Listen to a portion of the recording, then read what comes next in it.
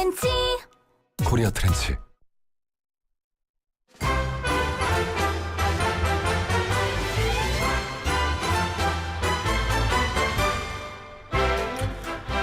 신율의 뉴스 정면 승부 4부 시작합니다. 월요일 4부. 이 두 개의 신이 만납니다. 신율의 신과 김봉신의 신, 두 신이 만나는 신과 함께 바로 여론조사 분석한 코너죠.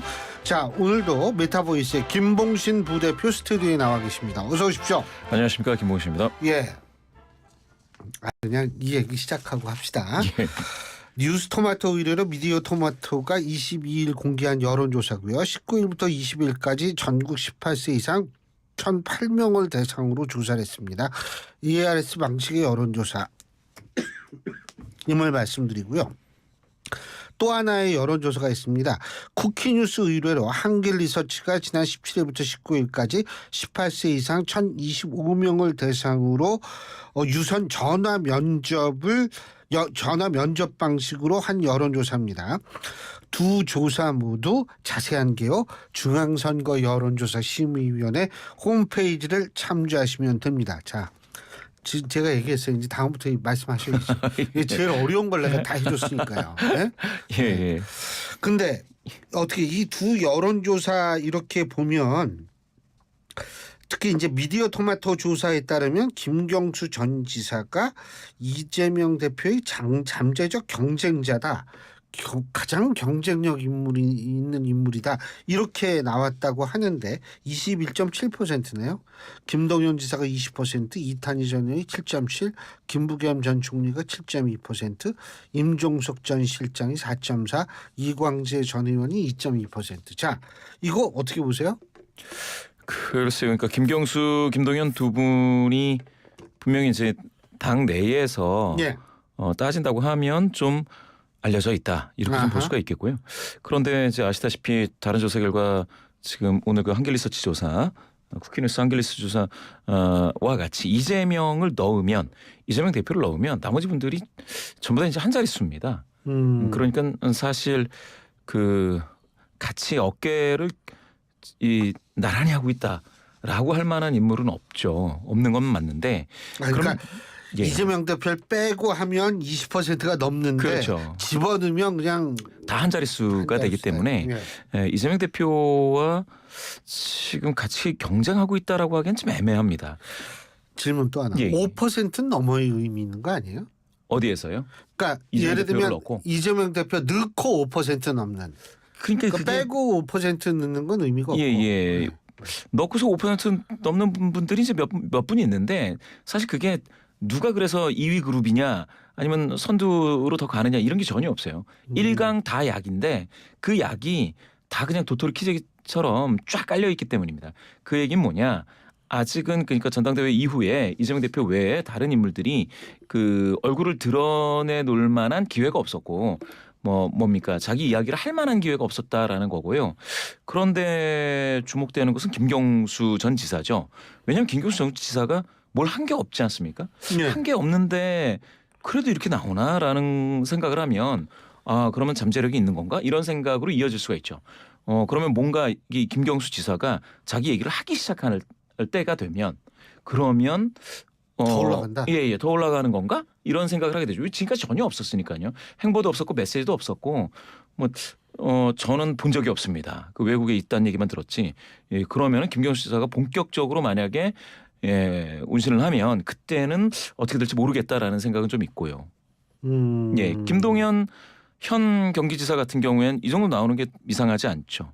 오히려 이재명 대표하고 같이 있을 때 지금 한 자릿수로 있는데 지금 한 자릿수라고 해가지고 그러니까 지금 당장은 굉장히 밑바닥입니다. 그냥 다 약인데 그런데 과거에 이재명 지사 시절에도요. 그때 한 자릿수로 시작을 했습니다. 그러다가 어떤 그 계기를 그러니까 통해서 경기도지사 시절에 그렇죠. 예전에 그때 이제 확 올라가는 계기가 있습니다. 그러면서 두 자릿수가 되고 10% 초반대가 되면서 다시 이제 타고 올라가게 되는데요. 지금 그러면 이제 김경수, 김동연 여기 보면 이탄희, 김부겸 이 정도인 것 같은데 이런 분들이 어느 순간 갑자기 어떤 계기로 올라가게 될 수가 있죠. 그런 계기가 당내에서 벌어지는 게 있고요. 당내에서 어떤 외부적 요인에 의해서 되는 외부적, 그러니까 경쟁 구도에서 되는 경우가 있습니다. 가령 지금은 이제 국민의힘이 이제 경쟁하는 정당인데 국민의힘에서 어떠한 경쟁자가 등장하나요? 지금은 이제 한동훈 이렇게 얘기되고 있는데요. 그런데 오세훈 시장에 등장하면 또 다른 사람, 민주당에서도 다른 사람한테 주목할 수가 있거든요. 이런 식으로 이제 대항만 인식이 어떻게 되느냐 이런 게 있고, 당 내에서는 어떤 계기에 따라서 당원이라든지 지지자들이 확 바뀌는 경우가 있습니다. 과거에 보시면 이제 이낙연 전 총리 같은 경우는 1등을 달리다가 갑자기 좀 안 좋아진 경우가 있습니다. 그게 네. 그 사면을 해줘야 된다 이 얘기를 그때. 얼핏 네. 했다가 이제 그것 때문에 그때 박근혜 전 대통령 맞습니다. 사모님이시죠. 점차적으로 약간 빠지기 시작을 하게 됩니다. 또 하나는 이제 그 전에 황교안 전 총리하고 양강이었거든요. 누군가 이낙연 그 당시의 현 총리, 그러니까 당시 총리가 그 전에 황교안 전 총리하고 양강 구도였다가 황교안 전 총리가 나 안 해 이러고 이제 안 나타났단 말입니다. 거기에 이제 이름을 안 올리기 시작하니까 현 총리가 이상하게 좀 빠지는 거죠. 그러면서 다시 잠룡들이 다시 기회를 얻게 되는데, 지금 그래서 김경수, 김동연 이런 분들이 전혀 기회가 없다라고는 할 수 없어요. 한 자릿수라고 해서 그러면 이분들은 전혀 기회가 없을 것이다 이렇게 생각을 할 수는 없는데, 당장은 이재명 일극 체제다. 일강다약이다 이렇게 보시면 되겠죠. 근데 그 초일회 뭐 이렇게 만들고 움직임이 있잖아요. 예. 이러한 것들과 예를 들면 김부겸 전 총리, 김경수 전 지사도 마찬가지고 김동연 현 경기도지사, 뭐 이낙연 전 대표 이런 분들하고 함께 좀 어떻게 뭐가 될 수 있는 상황은 아닐까요? 두 가지를 보셔야 될 것 같아요. 첫 번째는 그 초일회라든지 이런 모임들이 사실은 당장에 있어서 뭐 국회의원이 아닌 거죠. 전 의원분들이 네. 모인다거나 이렇게 15분이에요 전 의원. 예, 그렇죠. 김영계 전 의원 15분. 맞습니다. 그렇다 보니까 어떤 지금 그 당 민주당을 움직인다거나 아니면은 그 의회에서 국회에서 어떤 의정 활동을 한다거나 아니면은 뭐 여당을 향해서 무슨 메시지를 내거나 이렇게 하기가 되게 어려운 분들이란 말입니다. 그래서 모여 있는 성격도 보면 울분을 토로하면서 서로 이제 그런 감정을 나눴다 이렇게 되는데, 거기에서 더 나가려면 현직 그 지금 국회에 계신 의원들이 같이 붙어야 됩니다.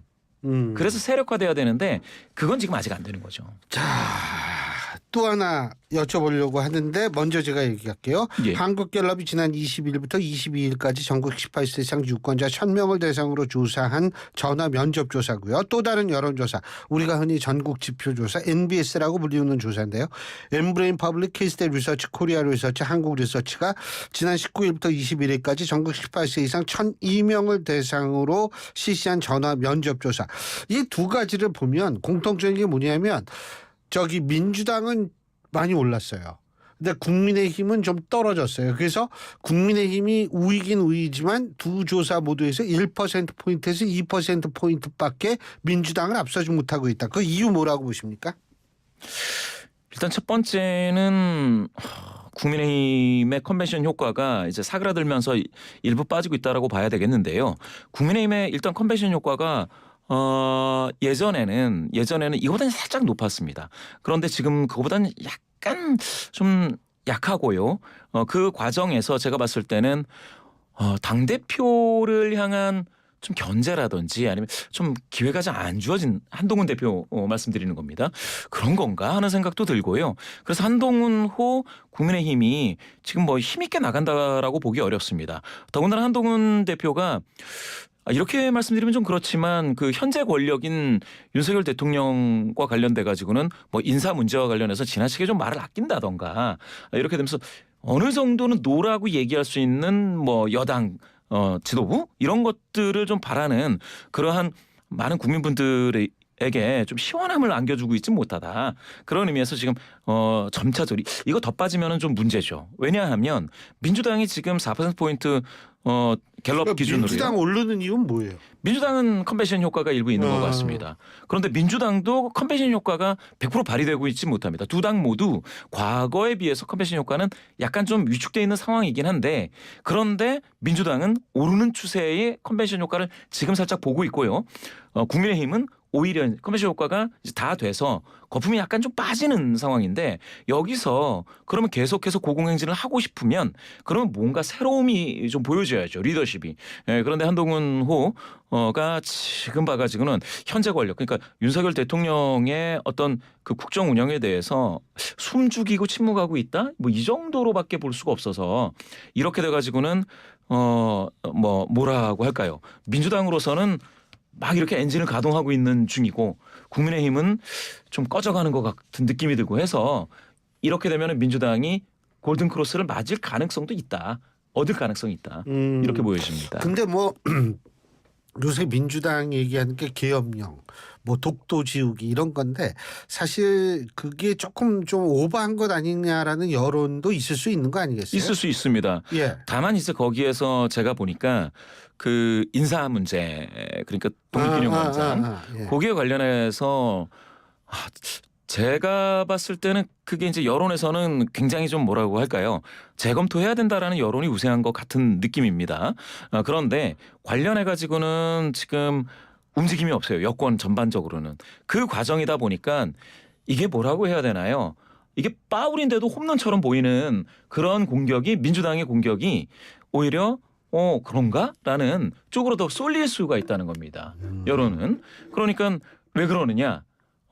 제가 봤을 때는 대통령실에서 인사 문제라든지 이런 문제에 대해서 조금 더 여론을 좀 보면서 갈 필요도 있겠다. 그렇지만 그게 안 되면은 계속해서 민주당의 공격은 유효타를 날리지 못하더라도 위협적으로는 보일 거다. 예. 아참. 그리고 갤럽 조사에서 뭐 개혁신당이 비호감 정당 1위를 꼽혔어요?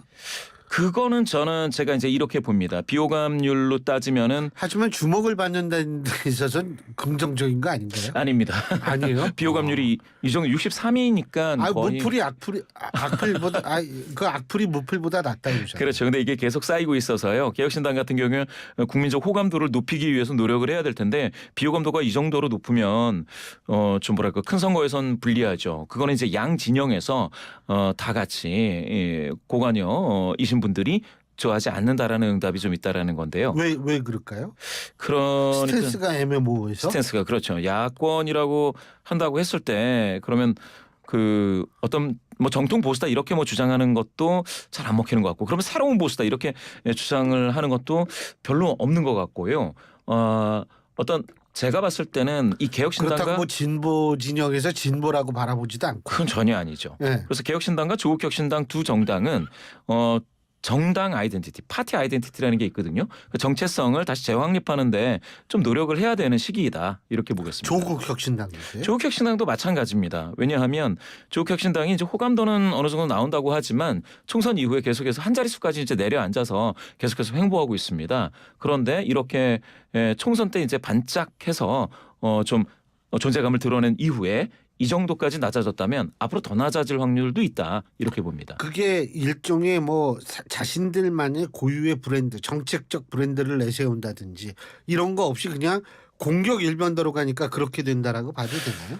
그게 그러니까 그거를 제가 달리 말씀을 드리면 이제 정부에 대한 뭐 탄핵이다 아니면은 이제 뭡니까 검사 독재 해체다 이런 그 프레임을 가지고 시작을 했는데 그게 총선 때는 상당히 카타르시스를 줄 수 있는 국민적 카타르시스를 줄 수 있는 어떤 프레임이었는데요. 그 이후에는 이게 새로울 게 없는 거예요. 민주당도 얘기하는 거고 어떻게 보면 개혁신당도 비슷한 얘기하고 이렇게 되다 보니까 자기만의 정체성으로 확립하고 있지 못하다.